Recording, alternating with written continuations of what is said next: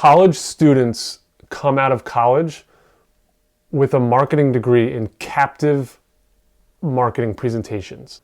Their peers and their classmates have to be there, have to watch. That's the difference. Guys, the video you're about to see is a conversation I had with a client behind the scenes. You're not going to be able to hear the client speaking, but you'll see my response to their question. And their question is one that we get asked all the time. And it relates to being more consistent and putting out more digital content on social media. So we talk with clients and say that they need to be more active on social, do more on social, put out more content. And the question immediately becomes, should I hire a recent college grad or my niece or nephew who seem to be really good at it and have a knack for it?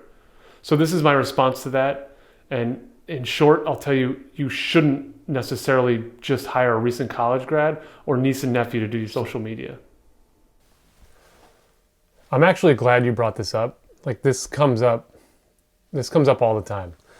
So here's why hiring a recent college grad or your niece or nephew or someone even in school doesn't work to help supplement what you need to do with social media marketing. Here's the problem. Those guys know the platforms. You know, they know TikTok, they know Instagram, they may or may not know Facebook depending on their age. LinkedIn's probably one that they're not spending a ton of time in. But the bottom line is we make an assumption that they know these platforms because they're young and youthful. Here's the difference. And this is not to bash on the current generation coming out of school. This is not to bash on millennials, which I'm at the top of.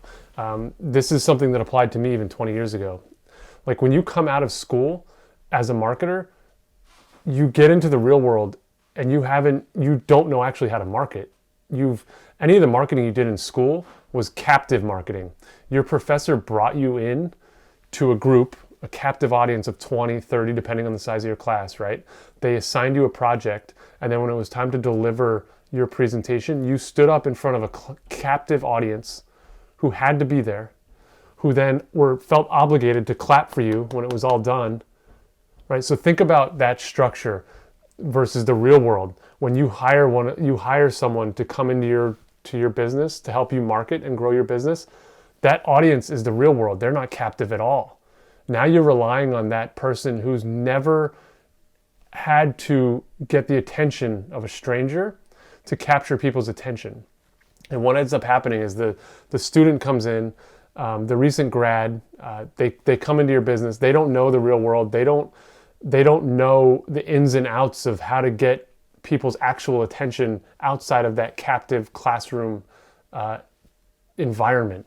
And I think that's the biggest mistake that people are making today. And this goes across all lines of business, but it's when we talk to advisors and we talk to financial services companies and big RIAs or whatever, people make this assumption that like, I need to get my social media stuff down. Should I hire a college grad, or my niece, Lindsay's really good at this stuff.